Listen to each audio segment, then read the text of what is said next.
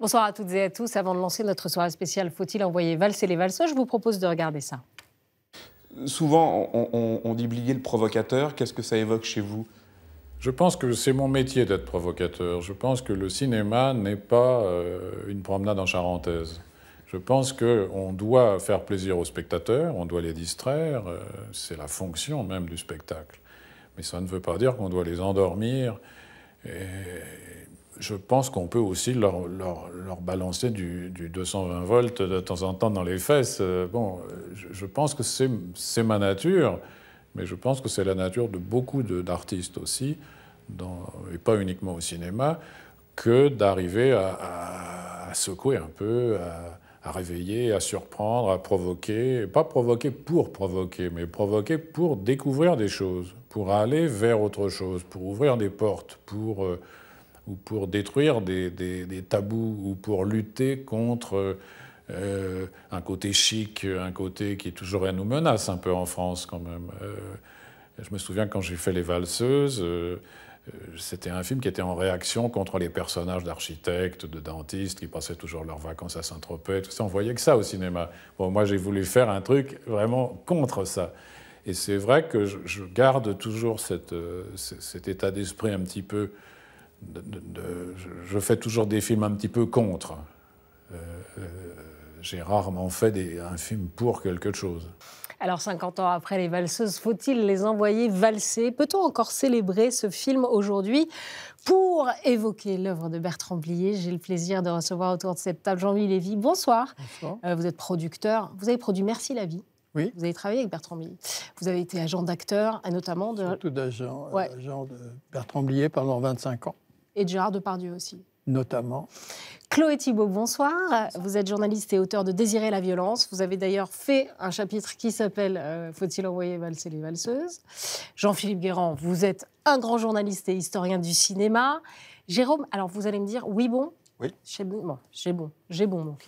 Vous êtes réalisateur, historien du cinéma, spécialiste des années 70. Éric Nolot, on ne peut plus parler de notre couple, n'est-ce pas? Non, Non, c'est fini. C'était C'était le bon temps. Chroniqueur et auteur. Et puis, Paloma Garcia Martens, vous êtes coordinatrice d'intimité. Et ça, c'est un nouveau métier qui est apparu dans le cinéma récemment. Après MeToo, vous accompagnez les acteurs et les actrices dans la création de scènes intimes. Hein, c'est ça, vous allez nous expliquer. Alors, Bertrand Blier, c'était un artisan des mots, un provocateur de génie, un amoureux du cinéma. Ce soir, on va honorer sa mémoire. On lui rend hommage sur Paris Première, en revisitant son parcours, son style unique, et aussi en nous demandant qu'est-ce qui reste de cet héritage. Alors, première question pour vous, Jean-Louis Lévy. Vous avez été donc son agent, son producteur. Vous avez travaillé avec lui. C'était quoi sa vision du cinéma? On vient de le voir un peu, hein, foutre un peu le bazar. Pas uniquement. Il n'a pas commencé comme ça, puisqu'il a commencé en essayant de faire des films classiques. Ça a été le premier metteur en scène que j'ai représenté. Il avait 24 ans, j'en avais 23, donc on était très proches. Et il essayait de gagner sa vie. Et là, il a commencé par « Laisse aller, c'est une valse », qui a défini en fait son style. Son style, il a pris la conscience qu'il avait un style tout à fait particulier, singulier, et qui était vraiment en harmonie, en accord avec lui-même. Et c'est après cela qu'il a pu réaliser les valseuses. Jérôme, oui, bon, pourquoi Les Valseuses est considéré comme le film le plus emblématique, pardon, je suis en train de perdre ma voix, de Bertrand Blier? D'abord, c'est un livre, Les Valseuses, écrit en 72, à une période où il est en plein chômage. Et, donc Par lui.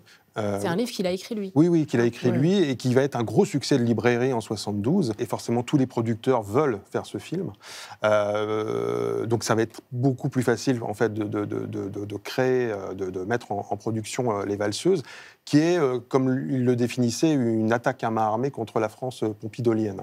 Donc c'est un film qui montre la jeunesse française à cette époque-là, qui est peu présente dans le cinéma. Comme le disait dans l'archive, on voyait beaucoup des architectes qui allaient en vacances à Saint-Tropez. C'est un film contre le cinéma bourgeois. C'est pas contre les bourgeois, mais il y a autant Blier aimait le cinéma de Claude Sautet ou de Truffaut, mais lui, il a envie justement d'aller contre ça, et donc il va faire ce film qui je pense, son succès est dû aussi au fait qu'il y a une rencontre avec le public qui s'identifie à ce qui est montré pour la première fois, en tout cas une des premières fois dans le cinéma français de l'époque. Jean-Philippe Guérand, c'est un triomphe énorme, en fait. Tout d'un coup, c'est la France de Giscard, puisque 1974, Giscard arrive et succède à Pompidou. Alors, j'ai découvert quelque chose d'assez étrange, c'est qu'en fait, le film est sorti 10 jours avant la mort de Pompidou. C'est-à-dire qu'en fait, comme sa carrière a démarré au cours de sa 2e semaine, c'est au moment où la France pleurait Georges Pompidou qu'elle se ruait pour aller voir ce film qui était effectivement complètement dissonant par rapport à tout ce qui se faisait. Et effectivement, il a eu un succès considérable et c'est resté le plus grand succès de toute sa carrière quand même.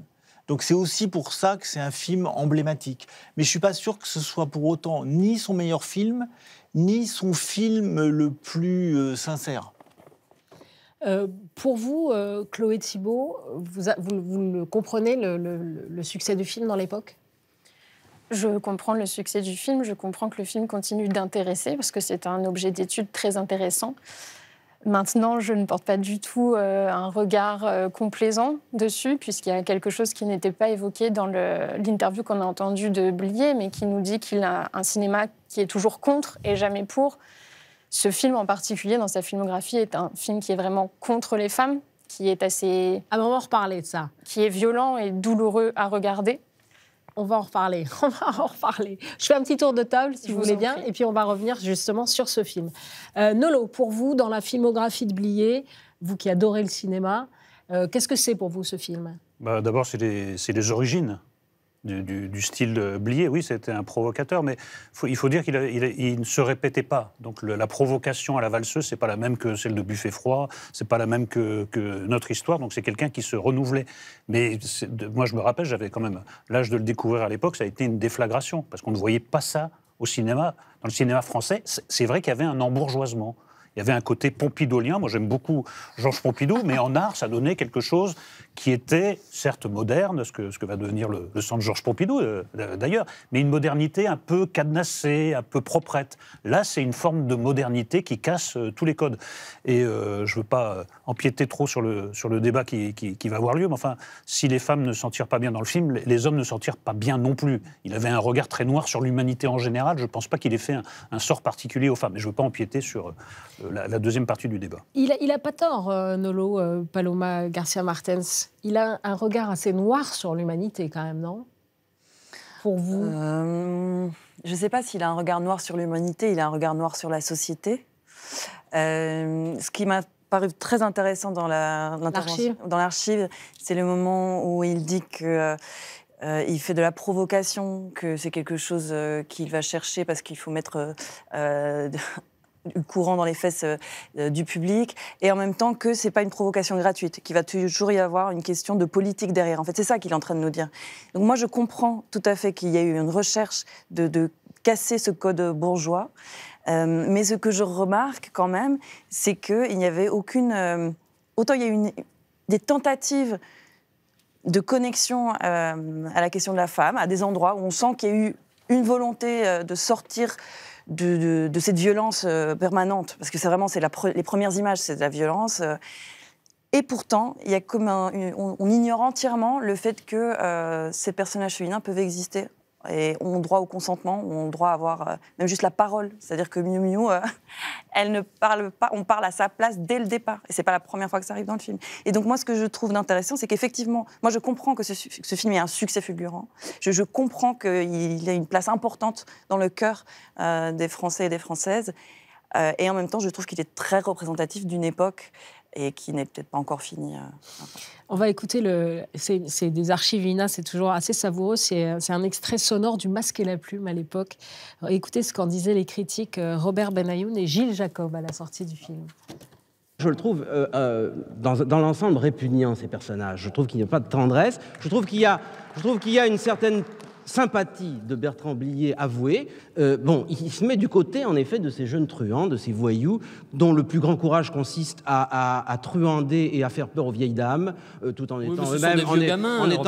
Non, c'est pas du tout des gamins, ce sont des personnages, ils ont 18 ans, ce sont des personnages dangereux, fielleux, à 25 ans, extrêmement antipathiques, qui n'arrêtent pas de faire des choses dangereuses. Merci Robert Benayoun, Gilles Jacob. Il ne faut pas confondre la vie et le cinéma. Il est bien évident que si on rencontrait des êtres comme ceux qui nous sont montrés là dans la vie, on aurait en effet l'envie de les gifler. En fait, ce qui se passe dans ce film, c'est que, et c'est probablement ce qui vous agace un peu, c'est qu'il y a une verve, une vitalité, un sens du picaresque qui finalement le rendent un spectacle très attrayant. C'est marrant quand même de voir qu'ils s'étripaient entre eux aussi déjà. Donc on vient de le dire, Les Valseuses a débarqué comme un pavé dans la mare bien pensante du cinéma français. Il n'a pas simplement raconté une histoire à ce moment-là, Bertrand Blier. Il a signé un manifeste pour une liberté totale, quitte à heurter certaines sensibilités, Jean-Louis Lévy. Non, vous ne pensez pas? Pas tout à fait d'accord là-dessus. Le roman n'est pas aussi ludique. Il est plus sombre. Il est plus sombre, parce qu'à la fin... Plus sombre que le film encore? Oui, parce qu'à la fin, ils meurent tous ensemble dans la voiture. C'est ça. Et d'ailleurs, le film a été tourné comme ça. Il a été tourné comme ça, il a été monté comme ça. Et ce sont les distributeurs qui ont insisté pour qu'il change la fin. Et finalement, il a trouvé que c'était bien de se dire plutôt qu'est-ce qu'ils vont devenir plutôt que voilà ce qu'ils sont devenus. Mais je voudrais parler des femmes, si vous me permettez, là-dessus, parce que si ce film s'est fait au dernier moment, on n'avait pas d'argent, et c'est grâce à Jeanne Moreau. Oui, c'est ça, j'allais vous demander, parce que vous dites très difficile à monter, parce qu'il n'y avait pas de nom. Et tout d'un coup, au moment où Jeanne Moreau dit qu'elle va le faire, ça change la perspective. D'autant que Jeanne, quand elle lit le roman, ne veut pas faire le rôle. Mais sa relation avec Gérard Depardieu, parce qu'on peut quand même parler de Gérard Depardieu sans qu'on se fasse assassiner tout de suite, j'attends de sortir, et elle a accepté, et c'est quand elle a accepté qu'on a pu... difficilement monter le film. Et quand même, ce que je dois dire par rapport aux femmes, j'en suis moi aussi meurtri. J'ai revu le film, je trouve que c'est un film extraordinaire, mais bon, c'est quand même extraordinaire ce que disent Miu Miu et Brigitte Fossé, notamment sur le tournage du film. Bougez pas. Ne bougez pas, on dirait que c'est fait exprès, mais ça l'est pas. Mais regardez, Brigitte Fossé qui parle du film. Tout le monde m'a déconseillé de le faire. On m'a dit, tu vas pas faire une petite scène comme ça. C'est un rôle indéfendable. Tu te rends pas compte, l'image de la femme là-dedans, etc. Et j'ai essayé de l'aborder comme les acteurs américains qui pensent, si vous voulez, selon la phrase de Tennessee Williams, on ne peut être acteur que si l'on est persuadé que rien de ce qui est humain n'est honteux. Et moi, personnellement, je trouvais la situation de cette femme assez honteuse et j'avais envie de la défendre en tant qu'actrice. Et c'est pour ça que j'ai fait Les Valseuses. Alors, excusez-moi, vous choisissez de passer une archive qui est quand même pas très récente. Brigitte Fossé s'est exprimée plutôt récemment. Très récemment, en qualifiant cette scène, je cite, de horrible, horrible, horrible. Une scène qu'elle n'arrive plus à regarder parce qu'aujourd'hui, avec ses yeux de femme adulte, elle la considère pour ce qu'elle est, c'est-à-dire une agression sexuelle. Elle a fait d'autres... excusez-moi, parce que je trouve que Brigitte Fossé est mon amie et que j'ai entendu aussi une interview d'elle parlant du tournage, justement avec Gérard et avec Patrick, et que ça avait été irrésistible, tellement c'était drôle entre eux de tourner cette scène. Maintenant que cette scène représente aujourd'hui quelque chose d'insupportable, oui, c'était l'époque. D'ailleurs, dans votre remarquable livre sur la violence, vous avez une préface de Clio. de Lio. Lio, oui, je vois que vous l'avez noté. Oui, parce que votre livre est remarquable. Vous l'avez lu? Oui. D'accord. Je vous en remercie. Peut-être pour ça qu'il l'a trouvé remarquable, d'ailleurs. Oui, sinon, ça aurait été quand même bon. Et la préface de Lio est absolument symptomatique, parce qu'elle parle notamment de 2 films, qui sont Les Valseuses de Bertrand Blier, et Nous ne vivrons pas ensemble de Maurice Pialat, pour moi 2 des plus grands metteurs en scène de ces dernières années. Et elle dit combien elle a été exaltée en voyant les 2 films quand elle avait 13, 14, 15 ans, et combien elle a été outrée quand elle a revu les films 20 ans après. Mais ce qui est intéressant de poser la question, c'est la question de la société de l'époque. Pourquoi cette société était-elle aussi permissive? Est-ce qu'on a oublié 68? Est-ce qu'on a oublié un certain nombre de choses? Je crois que c'est un élément aussi important que la critique sur Bertrand Blier, de dire « vous avez fait un film infâme ». Éric Nolot, vous allez répondre. Je crois qu'il faut crever un abcès. Là, vous rappeliez qu'ils se sont entretripés au masque et la plume. Donc le film, quand il est sorti, il y a eu un fumet de scandale autour, et ensuite il a atteint quasiment le statut de classique. Bon. Oui, pendant 3-4 décennies. Quand on fait 5 millions. Là, maintenant, il y a un retour en arrière. Pourquoi ? Parce qu'il y a actuellement à l'œuvre une coalition qui est formée de dames patronesses, de crapauds de bénitiers et de miliciens de la pensée. Pas forcément, Eric. Oui, mais enfin, je trouve qu'ils sont très nombreux pour les fréquenter beaucoup et les subir encore plus, qui a décidé de passer au tamis de leur idéologie toute la culture passée. Et là, on est en train de débattre, excusez-moi, autour d'une absurdité. Bertrand Blier n'a pas fait un film pour correspondent aux critères féministes ou anti-féministes. Non, on le juge à partir de ce filtre-là. Mais c'est absurde. Ce n'était pas du tout ce qu'il avait en tête. Il n'y avait pas un cahier des charges, et là, nous sommes en train de dire « Ah ben vous voyez, vous aviez dit que ce serait ça sur le féminisme, mais ça n'a pas été ça. » Ça n'entrait absolument pas en ligne de compte. Non, mais parce que Jean-Louis Livier a raison. C'était une question d'époque aussi. C'était une question d'époque où on ne posait même pas la question de la violence faite aux femmes. Ça, c'est 2 choses différentes. Bah, le fait de passer toutes les œuvres du passé sans tenir compte du contexte, c'est déjà une première erreur. Et ensuite, c'est pour ça qu'on est là. Oui, mais ensuite, excusez-moi, mais Bertrand Blier n'avait pas du tout ça en tête. Donc là, on est en train de lui faire un faux procès. Bertrand Blier lui-même, à l'époque, disait que c'était un film en réaction au mouvement féministe. Il l'a dit en interview. D'ailleurs, oui. Vous l'avez vu dans quelle interview? Moi, je pense que c'est plus sur Calmos pour lui. Moi, je n'ai. C'est beaucoup plus assumé. Autant que Calmos, qui est son plus mauvais film. Il dit qu'il est raté. Parce qu'il dit que c'est Calmos, je crois. Non, mais c'est pas sur les Valseuses. Non, c'est Calmos. Non, c'est Calmos, qui est un très mauvais film. Enfin, moi, je trouve que c'est très mauvais. Non, mais Bertrand Blier s'est exprimé sur ces sujets-là. À l'époque, quand le film sort, les mouvements féministes sont déjà là, en fait. N'ont jamais été davantage là.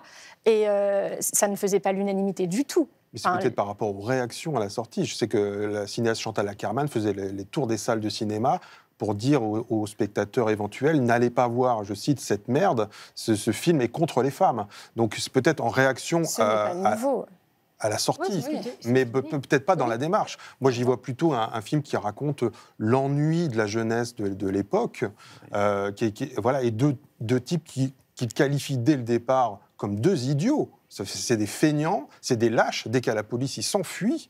Des abrutis. C'est des abrutis. Et il a toujours été clair là-dessus. Donc c'est un film très ancré là-dessus. Et en même temps, c'est un film aussi poétique. C'est-à-dire qu'ils sont dans des zones où il n'y a jamais personne. Ils sont dans des stations balnéaires, ils ne croisent personne. Il y a toute une atmosphère. On ne sait pas d'où ils viennent, on ne sait pas dans quelle ville ils vont. La rencontre avec Jeanne Moreau est un moment surréaliste, où là, il y a une vraie tendresse qui s'installe. Ce n'est pas une rencontre, même cette scène-là, ce n'est pas une rencontre. Ils sont dans une posture de prédateur. Oui, mais ils vont l'attendre à la sortie de la prison. Mais qui s'arrête très vite. En fait, on est là pour parler d'un film. Donc oui, mais excusez-moi, mais alors à ce moment-là, ça va s'arrêter où? Parce que vous pouvez prendre toute l'histoire du cinéma mondial. D'abord, ça n'a pas commencé. Et isoler des scènes comme ça. Écoutez, ce n'est pas le propos du film. Mais je n'isole pas. Non, mais on réduit le film à un seul aspect. Mais un aspect qui est présent du début à la fin. Jean-Claude et Pierrot ne sont pas des vieilles... Non, bien sûr, je l'ai vu plusieurs fois, je le connais très bien, ce film. Il n'y a pas que ça. N'empêche qu'il commence par du harcèlement sexuel, par une agression sexuelle, et que ce ne sont pas des voyous, des sales gosses, tous les mots qu'on peut entendre, des petits jeunes paumés de banlieue. C'est des voyous. Ah non, mais ce sont des agresseurs sexuels. Agresseurs sexuels. En fait. Toutes les femmes c'est pas la même chose, en fait. Un voyou, un agresseur sexuel. Oui, sauf que ce qu'on en retient, c'est des voyous et des sales gosses. Excusez-moi, factuellement, ce sont des agresseurs sexuels. Moi, j'ai beaucoup de mal à vous comprendre. On dirait que ce film est un manifeste pour l'agression sexuelle.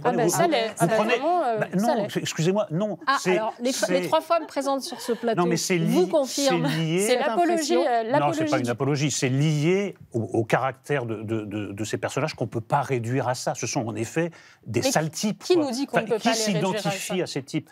Beaucoup d'hommes en France, visiblement, 5 millions d'entrées, je ne sais pas.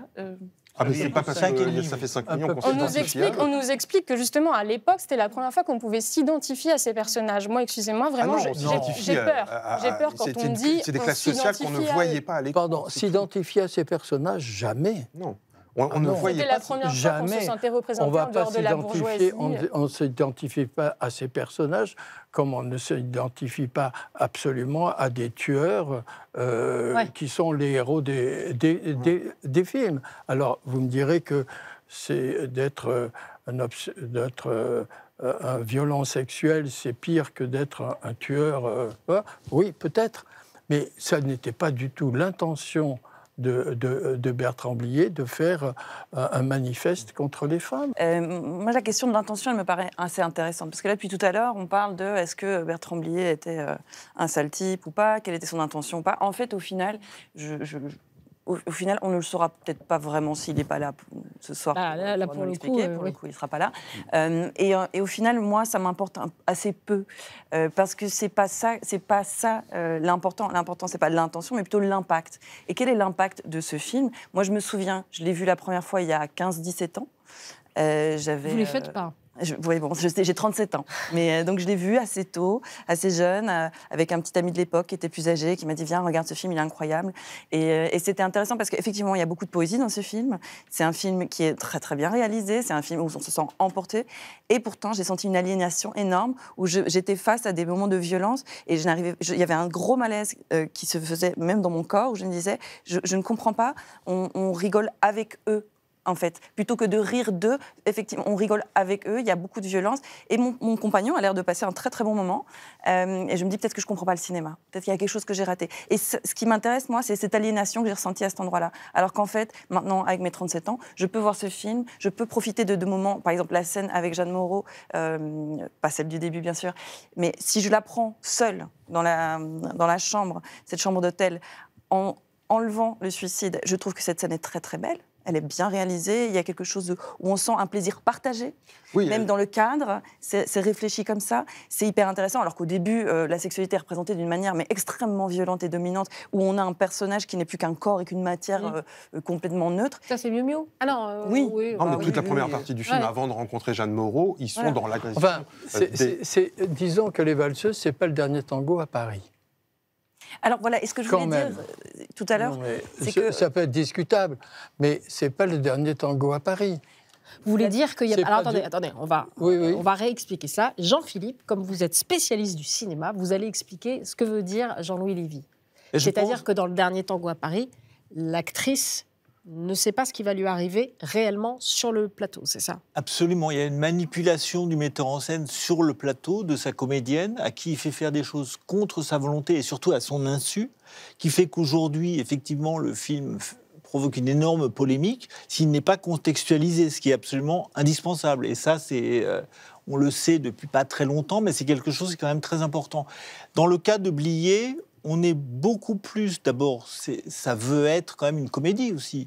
Ça veut surtout être une comédie. Oui, ça va être une comédie en fait. Oui, tout à fait. Mais ce sur quoi j'aimerais bien revenir, c'est l'image de la femme. Est-ce que vous pensez que l'image de la femme que renvoie ce film est quelque chose de négatif ? Absolument. Absolument. Absolument. Sans débat. Pour moi, c'est pas tellement l'image de la femme où on la mettrait dans un carcan qui serait négatif, où on la montrerait comme une idiote. C'est simplement qu'elle n'existe pas. Elle n'a pas le droit d'exister. On parle à chaque fois à sa place, en permanence. Il y a quelque chose où son corps ne lui appartient plus. Donc oui, moi je trouve qu'il y a quelque chose de très violent. Ça n'empêche pas qu'il y ait des moments de film qui peuvent être très beaux, effectivement. Mais en tant que personne féminine, j'ai ressenti une aliénation en le voyant à 20 ans, en le voyant à 37 ans, en le revoyant.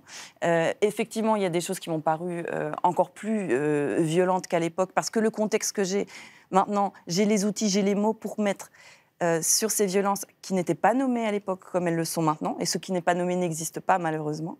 Mais un truc que j'aimerais bien dire, c'est qu'il y a une grosse nuance, une nuance très importante entre l'expérience qu'un acteur ou une actrice peut avoir sur un plateau en tournant une scène de sexe et la représentation de cette scène et l'impact qu'il peut avoir. Il est fort probable que le tournage se soit passé de manière tout à fait... C'est pas probable. Miu Miu s'est exprimé sur le tournage. Hein. Oui. Enfin, c'est votre ami. Moi, évidemment, je ne suis pas amie avec Miu Miu et Brigitte Fossé, mais Miu Miu a parlé d'abus de pouvoir. Oh.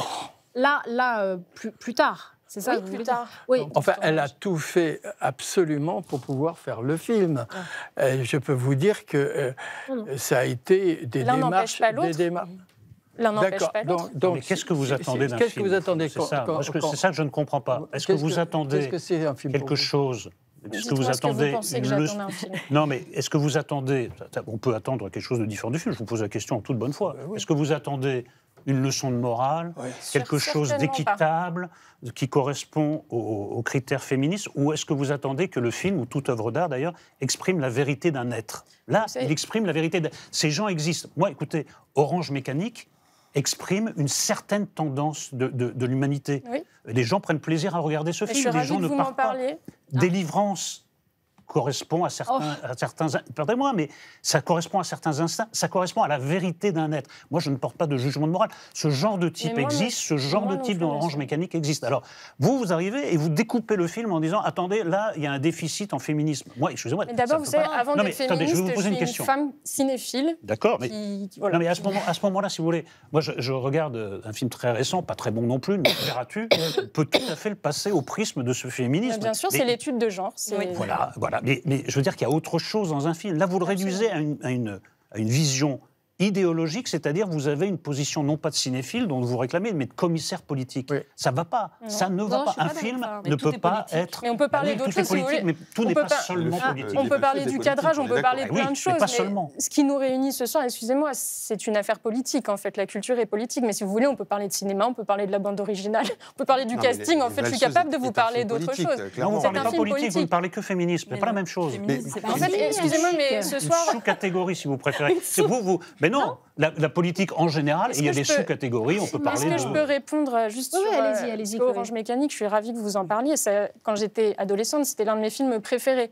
J'adore le cinéma de Kubrick. J'ai pendant très longtemps sacralisé Lars von Trier. Je regarde beaucoup de pornographie, donc c'est pour vous dire que je suis loin d'être une grenouille de bénitier ou une puritaine, pas du tout. J'ai parlé de crapaud de bénitier. Me permettez que je féminise. Orange Mécanique, la grande différence, puisque Blier lui-même l'avait comme inspiration, ne se présente pas comme une comédie. Les valseuses... Il y a des... Si, ça... Je ne dis pas qu'il n'y a pas des éléments comiques et absurdes, etc. Ne se présente pas tel quel. Bertrand Blier, on nous parle d'une comédie érotique. Non. On nous parle, c'est pas lui. Il n'a pas voulu faire une comédie érotique. Il n'a pas voulu faire une comédie érotique, il a fait un film. Écoutez, attendez, vous savez, il faut que... Autant n'emporte le vent, il faut l'enlever. Hein. Ah, on y est, autant n'emporte le vent. En fait, vraiment, pardon, mais on est en train de mélanger beaucoup de choses. Je ne comprends pas. Le seul argument qu'on a pour parler des valseuses, c'est pas le dernier tango et autant n'emporte le vent. On veut l'enlever en caricaturant complètement la position. Vous voyez bien que c'est la cancel culture qui est en cause, là. Oui, je comprends bien, mais si je suis censée l'incarner, vous vous trompez vraiment toutes et tous sur ce plateau. Vous ne l'incarnez pas, mais vous l'exprimez ce soir. On est obligé de répondre. Non, pas du tout. Ai-je prononcé quoi que ce soit depuis le début de l'émission qui peut vous faire penser à ça? Écoutez, votre réquisitoire contre le film, on se dit que vous ne seriez pas très favorable. Est-ce que je ne suis pas présente dans une émission de débat qui suit immédiatement la diffusion du film? Cette ouverture d'esprit vous honore, absolument. Mais néanmoins, vous avez une manière de considérer le film, moi, qui m'inquiète un peu, parce que vous êtes tout à fait dans cette tendance de la cancel culture. Il faut reprendre toute l'histoire pour donner les bons et les mauvais points, et sous un angle unique. C'est ça qui me dérange, moi. Mais c'est faux. C'est plus complexe. Je pense que l'art est plus complexe. C'est très complexe. Non, Alors, je voulais vous poser une C'est question. pas du tout ça. Moi, je suis. Est-ce que donc, de votre point de vue, il faudrait interdire le film d'être exploité à la télévision? Elle est derrière. En fait, si mon point de vue était celui-ci, vous vous doutez bien que quand on m'a appelé, j'aurais dit quoi? Mais quelle honte! Vous allez diffuser le film? Oui, mais par rapport à tout ce que vous dites, vous en tirez quelle conclusion aujourd'hui par rapport à l'exposition éventuelle du film? C'est la question. C'est pas agressif. Ma réponse ne l'est pas non plus. Dans mon livre, je parle de Paris Première, puisque l'année dernière, au moment vraiment de l'affaire Depardieu, la chaîne avait décidé de le retirer de ses grilles de programmation. Alors, ça, c'est. Moi, je suis à Paris Première depuis très longtemps. Le film n'a jamais été programmé. Je ne sais pas d'où. Pas été programmé à cette époque-là. Il était programmé après. D'accord. Donc, il y a eu une polémique étrange avec Éric Neuhoff qui s'est emballé et tout ça, alors que pas du tout. La chaîne n'avait pas le film, mais n'avait pas décidé de le diffuser à ce moment-là. D'accord. Bon, alors, écoutez, en tout cas, Éric Neuhoff s'est emballé pour rien. Voilà.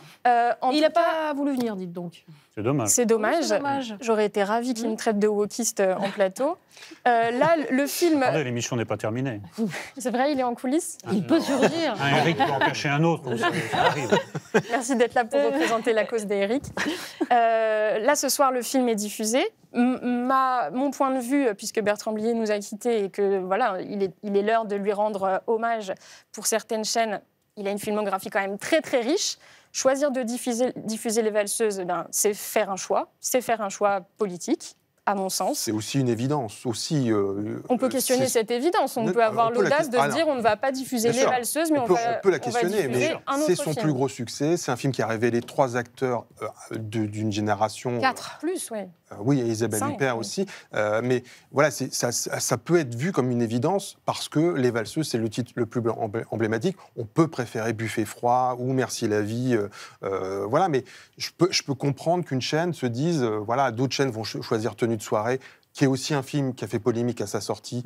Et Blier avait aussi envie de faire un film de provoquer, en tout cas, un remous dans la société française sur l'homosexualité à cette époque-là. Donc, à une autre époque, c'est en 86. Donc, je peux comprendre que Les Valseuses apparaissent, mais avec un appareil critique derrière. Voilà, donc moi, je peux le comprendre aussi. Donc, pour répondre à monsieur, la démarche de Paris Première ce soir d'organiser ce débat ensuite et d'inviter une personne qui est spécialiste des violences sexistes et sexuelles à l'écran, eh bien oui, je trouve qu'elle est salutaire. C'est ce que je défends dans l'ensemble de mon travail. Et alors, Paris Première n'a pas fait que ça. Je vous ai pas dit que c'était pas salutaire. Non, je vous ai posé simplement la question de savoir si vous trouviez logique que ça soit diffusé.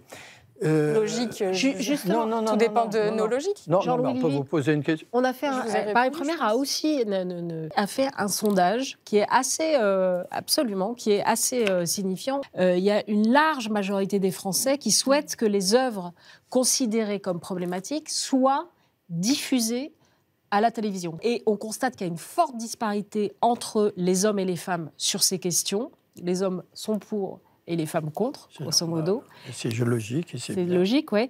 Et sur Les Valseuses, pour tous ceux qui le veulent, le film est bien représentatif d'une époque et de la libération des mœurs survenue alors. La diffusion de ce film ou la production du film est majoritairement acceptée. Il y a juste un truc, c'est que les jeunes pensent que, en revanche, on ne peut plus tourner des films comme ça. Et ça, c'est très... très fort. Le sondage, ce sont des chiffres bruts, mais il faut les éclairer. La majorité des Français est pour la liberté d'expression, mais ça ne veut rien dire, puisque dans le milieu médiatico-intellectuel, au contraire, les réflexes de la cancel culture, les réflexes wokistes, sont beaucoup plus représentés que dans l'ensemble de la population. Et comme c'est eux qui décident, voilà. Ensuite... Ah bon ?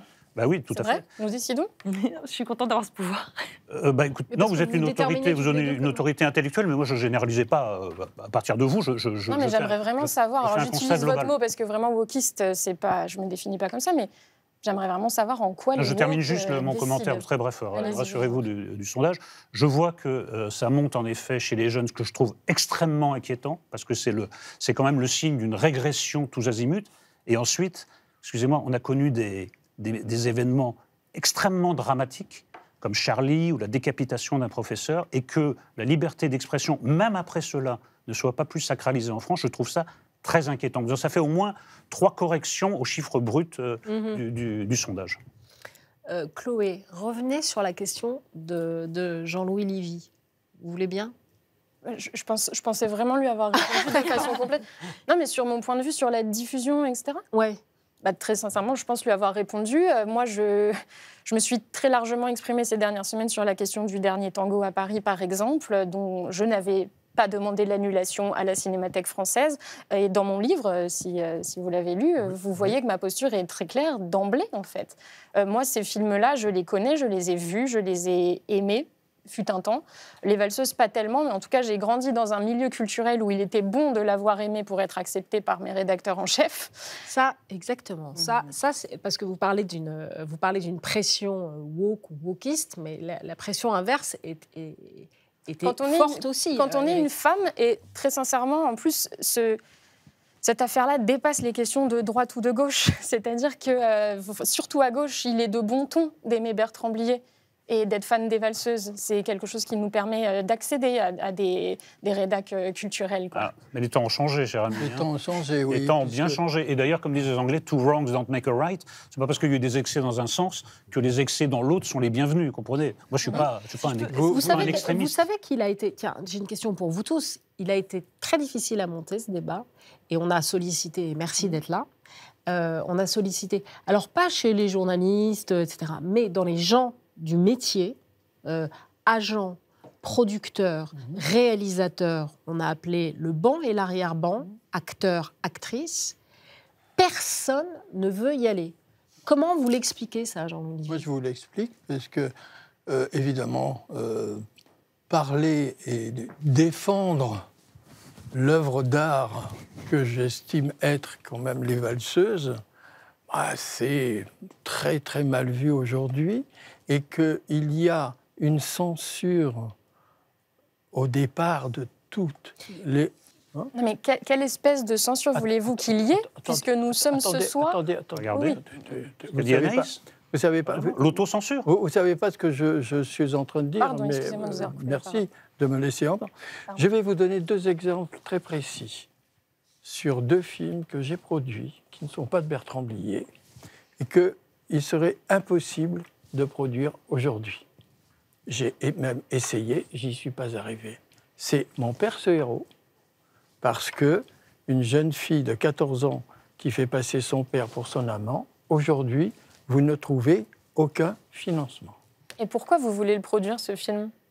Parce que je trouve que c'est un film merveilleux, et que c'est un film qui a apporté une chaleur humaine, une bonté, et que beaucoup de jeunes femmes de votre âge me disent aujourd'hui « Ah, quand je l'ai vu, c'était tellement formidable, j'ai envie de revoir ce film. » Parce que c'est un film d'émotion, c'est un film vrai.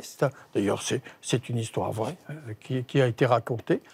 Et vous me posez cette question, j'en suis surpris. Vous trouvez le film mauvais ?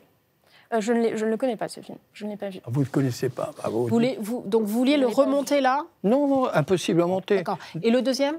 Deuxième, c'est Je vous trouve très beau, qui est passé sur France 2, là, avec 5 millions de spectateurs. Et il serait absolument impossible aujourd'hui de le monter, parce que c'est l'histoire d'un homme qui va acheter une femme en Roumanie et qui fait un casting de femmes. Ce qui est odieux, je le conçois. Hein, voilà, aujourd'hui, vous ne pouvez plus faire ce film-là.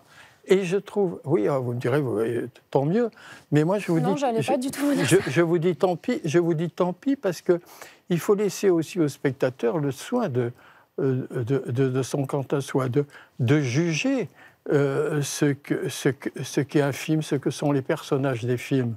On ne peut pas imposer une culture de dire « ça c'est moral ». Donc, c'est comme ça, c'est ce qui se passe, vous savez, aujourd'hui, dans les financements. Non, excusez-moi. Dans les financements, oui, pourquoi pas. Excusez-moi. Bertrand Blier ne trouvait plus de financement. Entre le bruit des glaçons et le convoi exceptionnel, presque 10 ans, Permettez-moi de dire que je sais de quoi je parle. J'ai quand même produit 87 films, ou 90, ou 15, je ne sais pas. Mais enfin, aujourd'hui, je m'aperçois que sur certains sujets, et pas uniquement des sujets violents sexuellement. Là, c'était trafic d'êtres humains et pédocriminalité en fond, là. Est-ce que je peux me permettre les deux thématiques interviennent. Allez-y. Pas pédocriminalité, mais l'image incestueuse. Pédocriminalité avec mon perso héros. Non, c'est fond d'imagerie incestueuse. Parce que c'est une comédie de Lausier, quoi, donc il y a de la provocation. Non, mais vous voyez, c'est terrible ce que vous dites. Paloma Garcia Martins. Il y a une étiquette pédocriminalité sur un film qui n'en relève pas. Est-ce que je peux me permettre d'intervenir? Allez-y. Donc, moi, j'ai quand même l'impression que la question de fond ici, c'est est-ce qu'une œuvre d'art a le droit d'exister un peu sans aucun rapport à la société ou en dehors de la société et du contexte historique, politique, etc.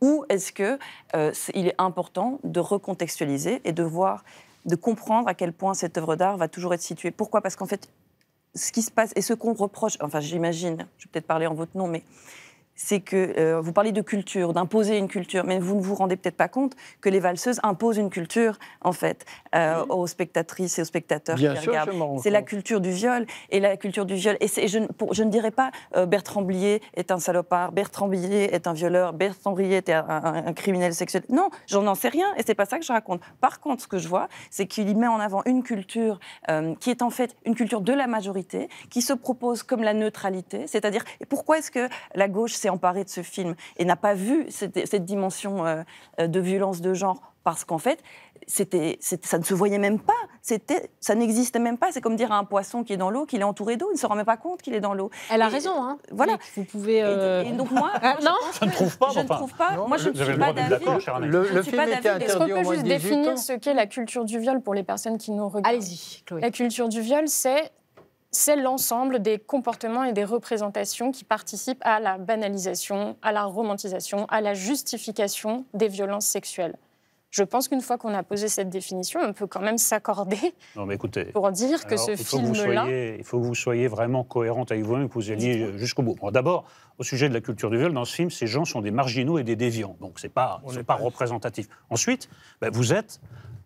Même si vous ne l'admettez pas, vous êtes le visage souriant et acceptable de la cancel culture. Parce que si ce film fait l'apologie du viol, il faut l'interdire. Nous sommes d'accord. Bien sûr. Mais bien sûr. Si vous me disiez, si j'étais persuadé que ce film est une apologie du viol, je serais le premier à vouloir l'interdire. Or, il est question de tout à fait autre chose. Vous le réduisez comme à la cuisson en quelque chose qui est en rapport avec mais non, avec un nombre, non, mais avec un nombre d'obsessions très limité. Vous voulez absolument mais vous ne parlez que de ça, cher ami. Cancel culture. Vous ne parlez que de ça. Vous dites c'est une culture du viol. Excusez-moi, ce n'est pas vrai. Ce n'est pas vrai. Et je vous dis que si je le pensais, mais ce qu'elles vous ont expliqué là ne vous ébranle pas, tous les deux en tout cas. Quand elles vous disent que c'est un film où le moindre rapport homme-femme est envisagé sous le prisme de l'agression, de la pression, du malaise il y a deux scènes et du viol sexuel, deux scènes d'agression sexuelle, deux viols, d'autres qu'on ne voit pas. Quelque chose qui compte pour moi d'être dit sur ce plateau. Il y a un viol d'homme dans le film, puisque Pierrot, qui n'est pas montré, mais puisque Pierrot est violé par Jean-Claude. C'est bien pour vous dire qu'ici, je ne parle même pas des violences faites aux femmes, je parle de la violence sexuelle. La violence sexuelle est partout dans ce film. Et même dans la deuxième partie, lorsqu'on essaie de nous faire croire que les personnages sont à égalité. On peut vraiment rentrer dans le détail des scènes. Et pour autant, elle dit qu'elle n'est pas pour l'interdiction. Donc vous avez un diagnostic, docteur Nolot, qui est un peu... on veut absolument, de toute façon, je m'y attendais. C'est le début, ça mène à l'interdiction, pardonnez-moi. La suite logique, c'est l'interdiction. Et ensuite, ça ne s'arrêtera jamais. Maintenant, il y a des avertissements avant de diffuser les Aristochats, vous comprenez, parce qu'il y a un baiser non consenti. Non, pas du tout, parce qu'il y a des biais racistes. C'est mon Disney préféré. Excusez-moi, La Belle et le Clochard. Et il y a des biais racistes dans les Aristochats. Les biais racistes dans les Aristochats. Oui, ça n'en finira pas. Donc vous êtes quand même une représentante de la cancel culture, pardonnez-moi. C'est le début du chemin. Éric, pour vous prendre à je suis votre raisonnement. Vous dites, si c'était vraiment l'apologie du viol, je serais pour l'interdiction. Déjà, ça m'étonne. Vous étiez pour l'interdiction du dernier tango à Paris? C'est la question. Puisqu'il met en scène une agression. Il met en scène un viol, puisque pour moi, c'est pas une apologie du viol non plus. Je ne peux pas réduire le dernier tango à Paris. Non, mais il met en scène une agression sexuelle réelle de Maria Schneider. Donc, quelle était votre position là-dessus? Ça, c'est en dehors, vous voulez dire? En dehors. Vous me parlez de quoi? Dans la vie réelle, de ce qui est représenté ou dans la vie réelle? Moi, j'attends de lire votre livre pour que vous m'éclairiez sur exactement ce qui s'est passé. Dans la vie réelle, sur le plateau, on sait qu'il a fait violer... Elle a été agressée sexuellement. Maria Schneider par Marlon Brando. Elle a été agressée sexuellement, elle a été violée. Agressée sexuellement. Agressée sexuellement. Et ça, on l'a découvert après sa mort. Bien sûr. Voilà, donc on ne peut pas dire qu'à l'époque, on allait voir le film en connaissance de cause. Non, mais maintenant, alors est-ce qu'il faudrait l'interdire ? Non, mais il faut le contextualiser, ce qui a été fait. Celui-ci, c'est différent. Non, le dernier tango à Paris, c'est quand même différent puisqu'il met en scène une scène réelle d'agression sexuelle. C'est pas une agression. C'est une agression sexuelle. Il n'y a pas de pénétration anale, si c'est ça la question. A priori, il n'y a pas de vrai viol, mais c'est une agression sexuelle. En tout cas, c'est une scène absolument non consentie. Il lui arrache la culotte, il met la main dans cette... Enfin, excusez-moi, mais ça s'appelle une agression sexuelle. Moi, ici, ce qui m'intéresse, c'est de comprendre, en fait, ce que vous définissez comme l'agression sexuelle et le viol. Et j'ai l'impression que c'est là qu'il y a un décalage. C'est clair ? Okay. Oui, je crois qu'on est tous d'accord autour de cette table. Mais je ne suis pas sûre. L'agression sexuelle, vous venez d'en décrire une sur un plateau de tournage. Un viol, une relation sexuelle non consentie. Ce n'est pas ça le problème. C'est est-ce qu'on peut réduire les valseuses à une apologie du viol? Qu'est-ce qui se passe d'autre dans ce film? Excusez-moi, mais à ce moment-là, vous regardez n'importe quel western où il y a des massacres d'Indiens. Est-ce que vraiment c'est une apologie de la peine de mort ou une apologie de la Pour le coup, le western, oui, excusez-moi, c'est l'apologie d'autre chose. Oui, mais pas que ça. Ça dépend des westerns. Mais ça ne peut pas être le prisme unique pour regarder un film, c'est pas possible. Sinon, vous... Ici, c'est qu'il y a énormément d'émotions sur ce plateau. Et ça m'intéresse. Je trouve que à chaque fois qu'on touche à ces films qui sont des films, on va appeler les grands classiques, ou en tout cas les films qui ont fait briller la France ou qui font briller le cinéma français, il y a un rapport très intéressant, comme s'il y avait une appropriation d'identité, ou comme si on vient gratter de près ou de loin. C'est comme si on venait toucher à l'essence même de la culture française. Je me permets, parce que je suis belge, je suis complètement externe à tout ça. C'est un regard extérieur, donc je vais me permettre. Et je le remarque depuis longtemps, même avec mon travail. Le fait même d'arriver sur un plateau, ça peut créer ma présence même en tant que coordinatrice d'intimité. Vous allez vous le raconter d'ailleurs. Oui. Comme c'est un nouveau métier. Exactement. Mais donc c'est ce que je trouve très très intéressant, et en même temps c'est beau, d'une certaine manière, peut-être un peu tordu, de voir à quel point le cinéma, certaines œuvres comptent à ce point au niveau émotionnel pour les Français et les Françaises, surtout les Français. Mais moi je trouve qu'on peut tout à fait aimer par exemple Les Aristochats, j'adore ce film, et le regarder avec ce prisme maintenant de voir le moment où on a les chats qui font le signe chinois. Moi, mon enfant, il y a clairement des dessins animés et des bandes dessinées que je n'ai pas envie de lui montrer, ou des bandes dessinées que je lui montre en lui expliquant clairement. C'est-à-dire que Tintin au Congo, je suis désolée, c'est d'une énorme violence, et je ne voudrais pas que mon enfant grandisse en sachant que en la normalisant comme moi je l'ai eu. Par contre, de lui expliquer, moi ce que je fais avec mon enfant, c'est on regarde ces outils-là, et là, c'est vraiment un outil de dire qu'est-ce que tu as remarqué à cet endroit-là, quels sont les rapports de pouvoir, comment est-ce qu'on va représenter ces personnages, et ça s'appelle de la critique, et c'est aiguiser notre esprit critique, c'est utile. Donc montrer ces films, ça a un intérêt. Jean-Philippe Guérand. Ça a un intérêt, puis justement, comprendre ce qui se joue. Je vais être bref, je voudrais juste vous raconter une petite histoire qui est arrivée il y a quelques temps. Je travaille pour un magazine qui s'appelle l'Avant-Scène Cinéma, qui publie des découpages de films. Et on a décidé de publier le découpage d'Autant l'emporte le vent. Et il y a une partie de la rédaction, enfin les gens les plus jeunes de la rédaction, qui ont dit « d'accord, mais on réécrit les dialogues ». Et là, on a dit « attendez, c'est un classique, on ne va pas réécrire les dialogues, mais si, c'est très raciste et tout ça ». On dit « ok ». On a fini par céder en acceptant qu'ils écrivent une page pour expliquer que... mais c'est très grave, ça devient très grave, parce que là, en fait, c'est comme d'aller repeindre la Joconde. Attendez, on va expliquer en quoi c'est problématique, parce que... oui. Non. Mais ça existe. Il me semble que c'est évident. Non, mais parce qu'il faut recontextualiser, Eric. Autant n'emporte le vent, c'est un film sur la guerre de sécession. Le Nord et le Sud, c'est un des plus grands films de l'histoire du cinéma, me semble-t-il. Mais effectivement, il y a certaines scènes où, comme Scarlett, la patronne, enfin la fille du patron des planteurs, a une domesticité noire, elle les traite comme ils étaient traités à l'époque. Donc moi, je ne vois pas le problème. Moi, je trouve que le fait de représenter la violence raciste de la plantation, ça peut se faire. Mais alors, il y a une question de point de vue. C'est un peu comme Miu Miu, c'est-à-dire est-ce qu'on entend parler? Quand est-ce qu'on est vraiment de son côté avec elle? D'ailleurs, dans le film, dans Les Valseuses, si je peux y revenir, il y a des moments où vraiment on a voulu donner à ce personnage de Miu Miu beaucoup plus d'agence sur elle-même, donc des moments où elle prend du plaisir. Et je ne vais pas parler du moment où on la jette 2 fois dans l'eau. Parce que... Non, mais elle prend parfois les choses en main, ce qui n'est pas du tout le cas dans la première partie du film. Mais par contre, ce qui est très intéressant, c'est que le moment où elle prend du plaisir, la première fois, déjà, on ne le voit pas. Ce n'est vécu, on l'entend, mais on l'entend pourquoi? Parce que c'est les personnages masculins qui l'entendent, donc on le vit à travers ce prisme-là. Et même le moment où elle est dans la voiture, d'ailleurs c'était très drôle parce que moi en tant que coordinatrice d'intimité, quand je vois ces scènes, je me dis comment ils ont chorégraphié dans la voiture, donc rien que pour ça au niveau technique c'est intéressant. Mais on voit Miu Miu qui a un orgasme comme ça, elle est le visage ici de Depardieu qui est en train de conduire et qui est là, mais enfin, et en fait qu'est-ce qui se passe? On ne fait que regarder Depardieu, parce que c'est sa réaction à lui qui est intéressante. Alors qu'en fait, elle est en train de vivre un moment qui, pour son personnage, est hyper important. Et donc là, quel rapport Oui, mais en fait, la comédie, il y a des tas de comédies écrites par des femmes, ou même écrites par des hommes, avec des personnages féminins, où on est vraiment dans un point de vue situé, où là, du coup, on est avec elle et pas à côté d'elle en train de rire d'elle. Et pour revenir à Autant n'emporte le vent, on aurait très bien pu raconter cette histoire en donnant une autre place à ce personnage noir, en lui donnant plus... C'est pas le propos ni de Margaret Mitchell, ni de... Mais le problème, c'est qu'on normalise une violence et que ici, nous sommes tous, j'ai l'impression, des personnes blanches. Enfin, Oh là. Je sais pas. Il faut plus avancer. Non, mais si, je vais m'avancer, je vais même m'enfoncer.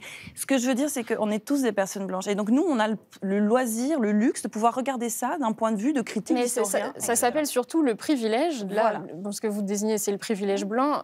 Monsieur Nolot va adorer, mais depuis le début, on peut parler de privilège masculin, tout simplement, parce que c'est un privilège pour vous, messieurs, de regarder ce film sans comprendre le problème, tout simplement parce que ça vous attend. Vous parlez de quoi là? Comprendre des valseuses, les valseuses, le ressentir dans vos tripes. Bien sûr. Tout simplement parce que je voulais la voir, je l'ai vue plusieurs fois, mais je voulais être dans l'émotion, même si j'ai un peu du mal quand on me ramène à mon émotion. Mais bon, je voulais être dans l'émotion du film avant de venir sur ce plateau. Dès le début, je me suis rappelé pourquoi ce film est dur pour moi. La première scène est anxiogène. Et vous, vraiment, prouvez-moi le contraire. Mais vous ne connaissez pas dans votre chair l'angoisse d'une femme qui est harcelée comme ça dans la rue et qui est coincée dans les expériences de violence sont quand même assez larges. Hein, quand même. Voilà, on ne peut pas ramener...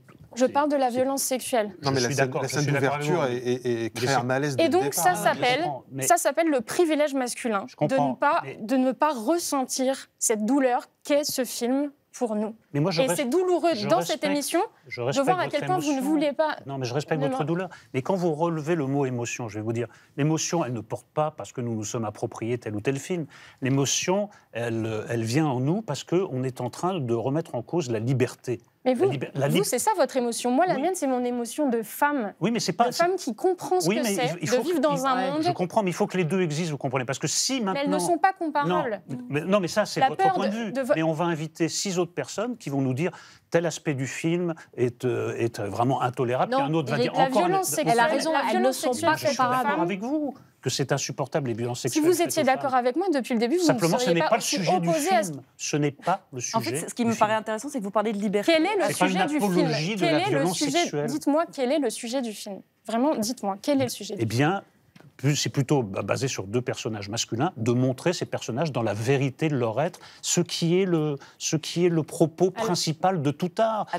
Les personnages qui sont montrés dans Voyage au bout de la nuit, moi j'ai pas de jugement moral. Céline les montre dans une sorte de nudité métaphysique, d'horreur, etc. Le film s'appelle comment? Le film s'appelle Les Valseuses, ce qui veut dire entre nous les couilles. Pierrot se plaint de bout en bout, sans mauvais jeu de mots, de ne pas pouvoir bander. Il se demande ce que ça va être s'il ne peut plus faire jouir une femme.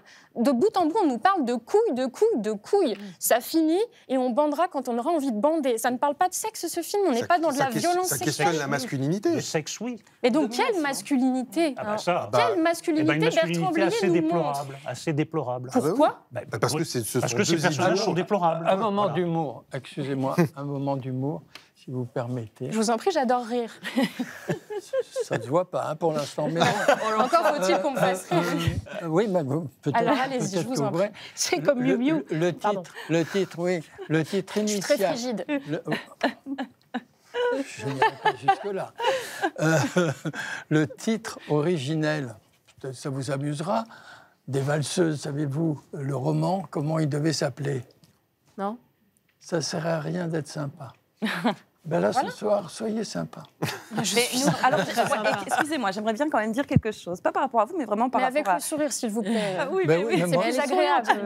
Je le dis avec un homme aussi. S'il vous plaît. Non, je vais faire la gueule parce que sinon, pour les féministes, Paloma, ça casse notre image. Oui, c'est vrai. Je voulais quand même que vous expliquiez sur une scène comme ça, comme celle qu'on a vue ce soir, juste une seconde.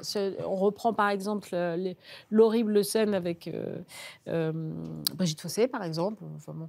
Et donc là, vous êtes coordinatrice d'intimité. Vous êtes assise à côté d'elle ou voilà, vous discutez. Comment ça se passe? Expliquez-nous. Prenez cet exemple, puisque est-ce que d'abord une scène comme ça pourrait être retournable là? Non. Est-ce que, vraiment, pardon, est-ce que je peux m'exprimer sur cette scène? En fait, ce qu'il y a avec cette scène, et alors je suis obligée d'y mettre de l'intime et du personnel pour que vous compreniez d'où je parle, cette scène, à mes yeux, à mon sens, aurait pu être très excitante. Là, pour une femme, voilà, les tétons, c'est l'une des zones les plus érogènes chez nous. On sait d'ailleurs que même l'allaitement maternel peut provoquer une forme d'excitation sexuelle. Donc, il n'y a pas de débat, en fait. Et une femme qui aurait envie d'avoir 2 hommes pendus à ses seins et de coucher avec eux, je veux dire, tout ça, ça peut tout à fait m'exciter en tant que femme hétéro. Le problème de cette scène, c'est que c'est du harcèlement et une agression sexuelle. Et en plus, elle est méprisée quand même parce qu'il lui jette des billets. Enfin bon, bref, on est en plein dans, évidemment, l'imagerie de la mère et de la putain. Elle est réduite à ça. Avec le bébé à côté, bon... Ouais. Avec le bébé à côté, c'est franchement glauque. Quelque chose d'irréaliste, puisqu'elle finit par prendre un plaisir absolu à être agressée sexuellement, à le nourrir. Je sais que le personnage, en plus, n'a pas de mère, enfin, mère inconnue. Les deux, de toute façon, sont en manque d'amour maternel. Bref, on a compris, on a vu le film juste avant. Cette scène aurait pu être excitante pour tout le monde. Mais a priori, elle l'aurait été beaucoup moins avec le consentement du personnage. C'est le problème dans les valseuses. Le consentement des personnages... Blier, il a peut-être pas... Pour les hommes, honnêtement, je pense qu'elle est très excitante. Ah bon? Le consentement... Oui, écoutez, non, il y a une vraie gêne. Alors là, vraiment pas du tout. Hein. Cette agression, vous m'envoyez rassurée. Et le consentement des femmes dans le film, je voudrais juste ajouter quelque chose à ce que vous disiez tout à l'heure. Non, bah dans ce cas, je m'en réjouis. J'ai pas dit tous les hommes, j'ai dit excitante pour les hommes. Elle est sûrement excitante pour certains, mais il y a une agression. Attends, comment on parle Paloma juste sur ce qu'elle disait, une scène de tout à l'heure, quand elle est jetée à l'eau. D'abord, dès que Marie-Ange devient sujet de son désir, elle ne les intéresse pas, ça les agresse un peu, il la jette à la flotte. Plutôt quand elle est en train de repasser et qu'ils arrivent chez elle, et qu'elle leur dit, bon bah allez-y, enfin, on peut passer aux choses sérieuses. Pierrot dit quelque chose d'intéressant. Il lui dit, on te baisera quand on aura envie de te baiser, et c'est nous qui déciderons. Dès l'instant où Marie-Ange devient sujet, dès l'instant où elle veut bien, où elle commence à rentrer dans le jeu, elle l'intéresse beaucoup moins. C'est un film ou un manifeste, madame? Est-ce que c'est un film ou un manifeste? On a le droit d'analyser des scènes ou pas? Non, mais oui, mais vous avez l'impression que c'est un manifeste que Blier tourne les choses avec une intention. Il montre il est désintentionné. Non, mais il montre ces gens dans leur misère morale et métaphysique. Ces deux types, excusez-moi. Là, les hommes, ça les excite. Sexuellement, les autres. C'est un autre film. Tournez-le. Paloma, racontez-nous comment vous faites avec les acteurs pour tourner ce type de scène. Oh ben c'est vraiment pas très compliqué. Non, c'est pas vrai que c'est pas très compliqué. Tout simplement, d'abord j'ai parlé avec la mise en scène, donc réalisateur, réalisatrice, pour savoir quelles sont les intentions, qu'est-ce qu'on veut montrer à l'image, quel type de découpage, vraiment des choses très techniques. Puis après j'ai parlé avec chaque interprète en individuel pour comprendre ses besoins, ses limites, à quel endroit est-ce que ça matche ou matche pas avec les besoins de la mise en scène. Et puis quand ça matche pas, on trouve des solutions. En gros, c'est ça. Donc, et puis après, on arrive sur le plateau, on fait de la chorégraphie, parce qu'on fait des actes sexuels simulés, c'est le principe. Sinon, on est dans la pornographie, ce qui n'a aucun mal avec la pornographie, mais ce n'est pas ce que nous faisons. Vous avez été coordinatrice d'intimité sur le film Mardia, qui relate justement la vie de Maria Schneider. Et donc, vous avez pris la jeune actrice, elle a rejoué cette scène. J'ai pris le comédien aussi. C'est tout le monde, en fait, qui est impliqué dans cette séquence. C'est-à-dire que quand on va rejouer une scène de violence sexuelle, la personne qui joue la victime peut être impactée, tout comme la personne qui joue l'agresseur ou l'agresseuse, tout comme les personnes qui sont sur place et qui participent, qui font l'équipe technique. Il y avait de la figuration sur cette séquence-là. Donc, en fait, ce qu'il faut comprendre, c'est que, étant donné que la violence sexuelle est une réalité pour une grande majorité de la population. Et je parle même pas en termes de genre, évidemment, je crois qu'on est... je ne sais même plus, je crois que c'est peut-être 3 femmes sur 5, mais ça concerne aussi les hommes. Mais ce qu'il faut comprendre, c'est que ces moments-là, qui sont ancrés dans notre corps, quand on rejoue, ou qu'on même va au cinéma voir une scène de violence, ça ne nous laisse pas indifférents. Notre corps, notre cerveau réagit, on peut se retrouver en syndrome de stress post-traumatique, on peut être en dissociation, on peut même être en dissociation pendant des années, parce que la société continue de nous renvoyer que nous ne sommes pas importants, que nous ne sommes pas un sujet, et que c'est normal d'avoir ce genre de personnage. Et en fait, ce qu'on essaye de vous expliquer depuis le début, c'est que peu importe les intentions de Blier, peu importe le contexte général, le fait est que ce film-là, il n'est pas anodin et il peut avoir un impact et qu'il est important de contextualiser. Pourquoi ? Parce que moi, dans mon travail, ce que je remarque, et c'est bon, ça c'est encore les bases du consentement et je peux en parler pendant 3 heures, donc j'ai peut-être essayé de raccourcir, mais il est important de contextualiser, de donner de l'information pour que les personnes puissent faire leur choix. Et je trouve que moi, à 20 ans, me retrouver devant ce film, en étant dans une relation avec un homme plus âgé, qui était déjà problématique en soi, parce qu'il y avait un écart d'âge important, ça a renforcé encore c'est le fait que, en tant que jeune fille de 20 ans, j'étais j'étais objet et non pas sujet de mon corps. Ça a renforcé ces codes-là. Et peut-être que pour vous, c'est regarder un film qui a marqué un moment important de l'histoire, qui est un film très réussi, qui peut être un film que vous pouvez avoir perçu comme magnifique, parce que vous n'êtes pas concerné dans la chair, comme vous le disiez, vous n'êtes pas concerné par l'impact que ce film va avoir. Et l'empathie, ça vous dit quelque chose ? Je vous le demande. Vous croyez vraiment qu'il faut être une femme pour s'opposer aux violences sexuelles et sexistes envers les femmes ? Mais là, elle parle d'un truc ontologique. On n'est pas deux sexes complètement séparés, où ce qui arrive à des femmes ne nous touche pas. Excusez-moi, il y a beaucoup d'hommes d'ailleurs impliqués dans le féminisme. Ou alors il faut croire que le combat antiraciste ne peut être mené que par des Noirs, par exemple. Écoutez, c'est pas comme ça dans l'histoire.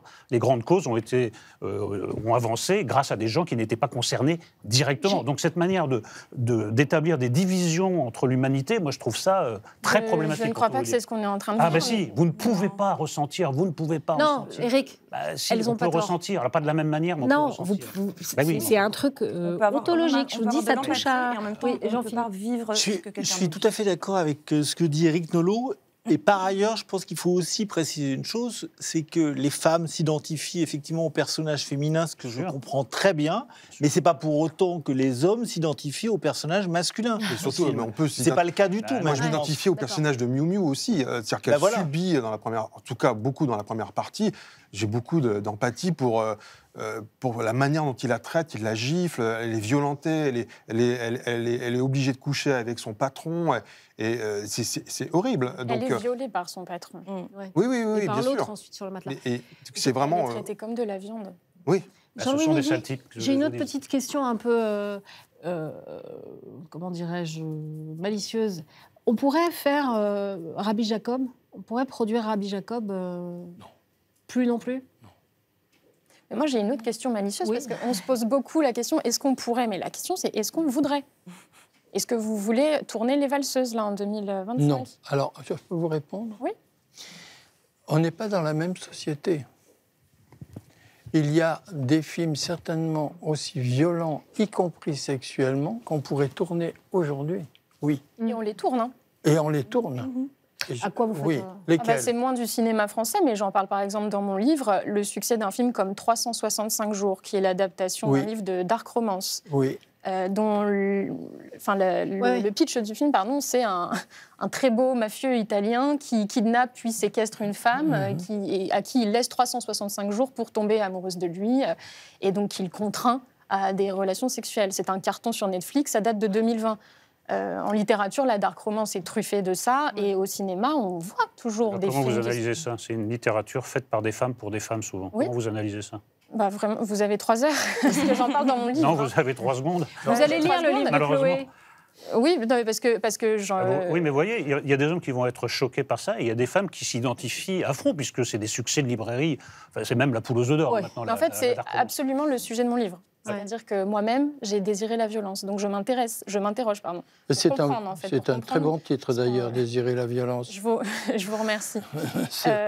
Donc en fait, on continue de tourner des choses comme ça. Simplement, ça se passe peut-être pas du côté du cinéma français. Jean-Louis Lévy, vous vouliez dire un truc là, non ? Je défends une œuvre d'art d'une certaine époque. Aujourd'hui, on me proposerait de faire les valseuses telles qu'elles sont, d'abord, je ne pourrais pas le faire et je ne voudrais pas le faire. Voilà. Pourquoi ? Parce qu'il faut bien remarquer, soyons sérieux, c'est que les femmes ont tellement et continuent tellement d'endurer qu'il est normal que les hommes en prennent quand même un peu pour leur grade, et même un peu beaucoup. Je suis tout à fait d'accord. Mais il ne s'agit pas avec les valseuses, pour moi, de cela. Il s'agit d'une œuvre, comme il y a parfois des œuvres de peintres qui sont difficilement acceptables aujourd'hui par ce qu'ils montrent, y compris sexuellement. Est-ce qu'il ne faut pas les montrer en précisant que les raisons, une époque, une critique, mais c'est cette critique, mais cette liberté, on doit la conserver absolument. Si on ne la conserve pas, on ne pourra pas la critiquer. C'est-à-dire ne pas conserver cette liberté, c'est se mettre en prison. Mais là, depuis tout à l'heure, on parle. Ça, c'était la conclusion de Jean-Louis Lévy, oui. Parce que l'heure a tourné. La vôtre, Paloma. Ça tombe sur la liberté. Moi, je comprends ce besoin de défendre la liberté. Ce que je trouve très intéressant, c'est que c'est comme si juste le fait de dire qu'on n'est pas d'accord et de créer un débat, ce serait enfreindre à la liberté, alors que c'est l'exercice même. Mais non, regardez comme on aime débattre. Mais la liberté, pardon, hein, vraiment, si je peux, avant que l'émission se termine. Non, mais attendez, vous allez y venir. C'était la conclusion de Paloma. Pardon, je vous en prie, Paloma. Non, pas du tout. Je trouve juste que je trouve ça assez intéressant et ça relève vraiment des privilèges qu'on peut avoir en tant que personne blanche, en tant qu'homme, tout ce que vous voulez. Je sais, vous allez être comme ça dans votre petite chaise, mais vraiment... Non, mais là, moi, sur ce que vous dites là, moi aussi, je le suis. Hein. Mais je vous le dis. Pour moi, autant n'emporte le vent, c'est-à-dire voir autant n'emporte le vent du point de vue des esclaves, enfin, ou en tout cas, ça me semble dingue, puisque justement, l'idée du film... de ce film magistral, c'est de voir les rapports de classe, de dominant-dominé, enfin, etc. Donc, je ne comprends même pas. C'est très difficilement comparable. Autant n'emporte le vent et les valseuses. Précisément parce qu'autant n'emporte le vent, c'est le sujet du film. Quand, a priori, dans les valseuses, non. Ils ne sont pas comparables, ces deux films. Non, mais c'est vrai. Mais on parlait des films qui avaient posé problème. Vous savez que oui, mais là, on mélange tout. Rabbi Jacob, enfin, c'est pas... Non, mais Rabbi Jacob et Autant n'emporte le vent, c'est un peu dans la même sphère. Les valseuses, c'est la violence sexuelle. Cela dit, il y a un peu de violence sexuelle aussi dans n'emporte le vent. Et mettre un avis politique sur une œuvre d'art, pour moi, ce n'est pas enfreindre à la liberté. Ce n'est pas la cancel culture, c'est juste le débat sain d'une société qui se pose des questions sur les rapports de pouvoir. Mais vous noterez, l'art entre dedans. Jérôme, oui, bon. Oui, je trouve ça sain, en fait, finalement, qu'on continue de parler des valseuses. C'est un film vivant. Il a fait polémique à sa sortie. Il est devenu un classique du cinéma français pendant 3-4 décennies, et a raison, à mon sens. Et aujourd'hui, il revient avec une polémique et une toxicité. Et finalement, oui, mais parce que voilà, le film vit et on a un rapport différent. Moi aussi, il y a même pas 5 ans, il y a des choses qui ne me choquaient pas dans le film et qui me choquent aujourd'hui. Et c'est très bien. Après, il y a d'autres choses que je trouve toujours formidables, et aussi parce que ça reste quand même une œuvre de fiction. Enfin, je ne sais pas si on l'a beaucoup dit, mais ça reste une fiction, et avec des moments de surréalisme, des très belles scènes avec Jeanne Moreau. C'est vraiment la partie que je préfère dans le film. Mais malheureusement, la réalité rejoint totalement la fiction. En fait, ce serait bien si ce film, c'était qu'une fiction, mais la réalité de la violence sexuelle en France... Ah, mais je ne dis pas qu'elle n'existe pas. Non, mais je ne dis pas du tout. Mais ce n'est pas un documentaire. Donc on est dans mais on n'a pas évolué en 50 ans. C'est pas un manifeste pour le viol. Alors, Jean-Philippe Guérand, un petit mot de conclusion. Oui, alors moi j'aimerais terminer sur une note positive en proposant un antidote à ceux qui sont très choqués par les valseuses et qui ont raison. C'est un autre film de Bertrand Blier qui est Préparez vos mouchoirs, qui aurait dû à l'origine réunir le même trio, dans lequel Carole Laure remplace Miu Miu et est également frigide. Et alors là, pour le coup, c'est une charge contre les hommes, contre la virilité, contre le virilisme, puisque la fameuse Carole Laure qui est frigide, elle n'arrivera à jouir que dans les bras d'un ado. Oula. Nolo.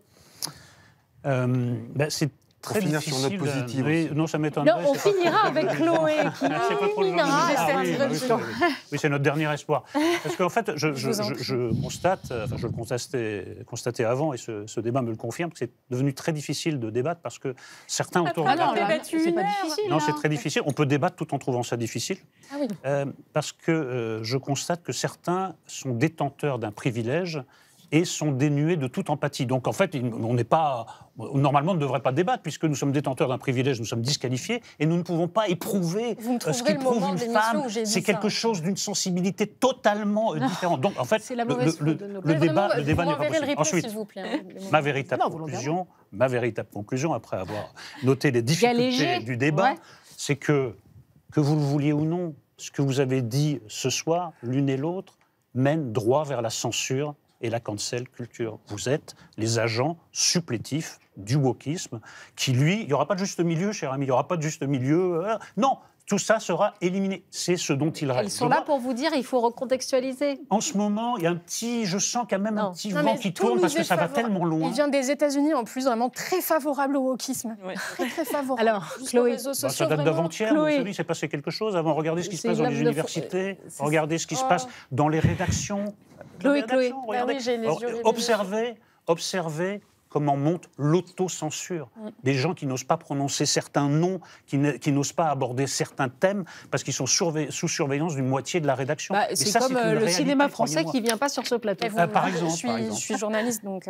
Oui. Chloé, faites-moi une petite conclusion, sans rentrer dans les facéties d'Éric Nolot. C'est pas les facéties. La mauvaise foi, alors, je dirais...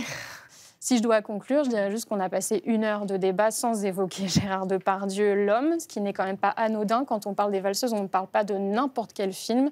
La relation entre Bertrand Blier et Gérard Depardieu, monsieur peut en parler, mais en tout cas, c'était des très grands amis. Donc, ces deux-là se sont soutenus et la culture du viol dépasse largement les écrans, tout simplement.